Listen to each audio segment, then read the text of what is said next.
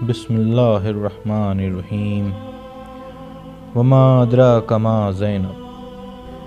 ہجرت رسول کے 7ویں برس ماہ جمادی الاول کے 5ویں دن بیت وحی میں ایک مسرت کا ماحول ہے۔ بستان نورانی علی و فاطمہ سلام اللہ علیہ میں رحمت کا پہلا گل کھلا ہے، اگرچہ خود سرکار ختمی مرتبت سفر پہ ہیں۔ سوال یہ ہے کہ آخر اس گل رحمت کو کس نام سے پکارا جائے؟ بز المصطفیٰ کے سوال کے جواب میں امیر کائنات نے فرمایا کہ ان حضرت ہی اس گل رحمت کا نام تجویز فرمائیں گے۔ لیکن یہ کیا ہوا؟ جب ان حضرت تشریف لائے تو آپ نے فرما دیا کہ خدا ہی نام رکھے گا۔ خیر، آیات و سورہ ہائے قرآن مجید کو لانے والے امین سردار ملائکہ نازل ہوئے اور فرمایا کہ بعد درود و سلام عرض ہے کہ اللہ نے لوح محفوظ پہ نام زینب لکھ دیا ہے۔ رسالت مآب نے فرمایا کہ اس گل رحمت کا نام زینب ہے، مطلب یہ اپنے باپ کی زینت ہے، اور حکم دیا کہ اس کا احترام کرنا کیونکہ یہ خدیجہ کے مانند ہے۔ نام میں اس ذات کا انتخاب ہوا جس نے وقت بعثت سے زندگی کے آخری لمحات تک اللہ کے دین و آئین و سنت رسول کی ترویج و تبلیغ و دفاع میں جہاد کرتے ہوئے اپنی جان دے دی۔ کردار میں اس ذات سے مصداق وما ینطق نے تشبیہ دی جس نے راہ خدا میں اپنا سارا مال لٹا دیا، یعنی شہنشاہ انبیاء شاید بتانا چاہتے ہوں کہ جب کربلا میں مکہ جیسی اسلامی دشمنی ہوگی تو میری یہی بیٹی اس وقت علی بھی ہوگی اور خدیجہ بھی۔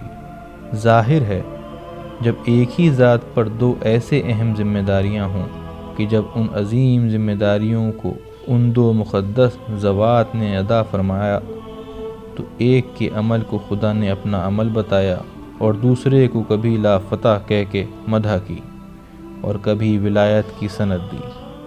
تو جب ایک ہی خاتون ان دو اہم ذمہ داریوں کی ادا کرے تو اس ذات کو دوہرا مرتبہ ملنا چاہیے، باوجود اس کے کہ عورت کا حصہ مرد کے حصے سے نصف ہوتا ہے۔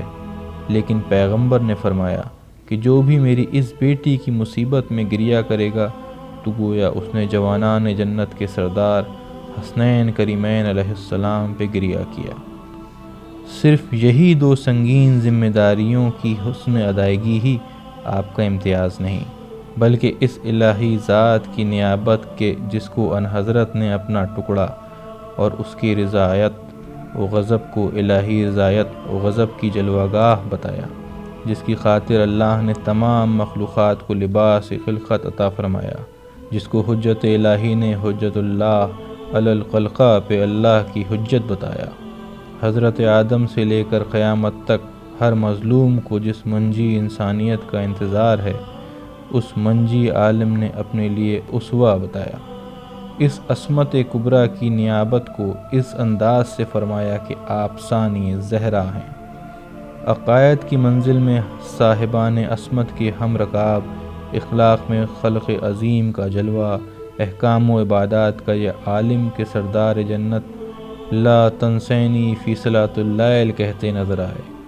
علم کی منزل یہ ہے کہ وارث علم نبیین سید الساجدین نے عالمہ غیر معلمہ کی تعبیر سے یاد فرمایا۔ بے شک اس یگانہ ذات کے لیے اب تک جتنا لکھا گیا کم لکھا گیا، جتنا بولا گیا کم بولا گیا، بلکہ اگر یہ کہا جائے تو بیجا نہ ہوگا کہ اس فضائل و کمالات و کرامات کے اقیانوس کا ایک قطرہ بھی مکمل بیان نہ ہو سکا، اور یہ ہو بھی نہیں سکتا، جیسا کہ مرحوم علامہ امام خانی نے فرمایا: زینب ما زینب وما ادراک ما زینب یا عقیل بنی ہاشم۔ اسلام ہی کیا، کائنات کی بقا کربلا سے ہے اور کربلا کو بقا زینب نے بخشا۔ صاحب وراثت انبیاء کی میراث کو تحفہ زینب نے دیا۔ سلسلہ امامت کے استمرار کا سبب زینب سے ہے۔ انسانیت کو نجات و تحفظ عطا کرنے والے دو معصوم اماموں کی حفاظت زینب نے فرمائی۔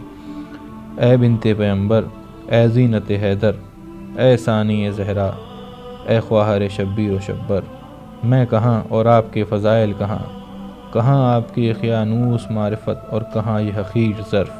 دعا ہے کہ ایک نظر کرم مجھ پہ فرما دیں، اے عقیلہ اپنی معرفت کا شعور عطا فرمائیں، اے عالمہ غیر معلمہ نور علم عطا فرمائیں، اے کریمہ آپ کے کرم کا محتاج نظر کرم فرمائیں، اے خطیبہ شام و کوفہ قوت تکلم عطا فرمائیں۔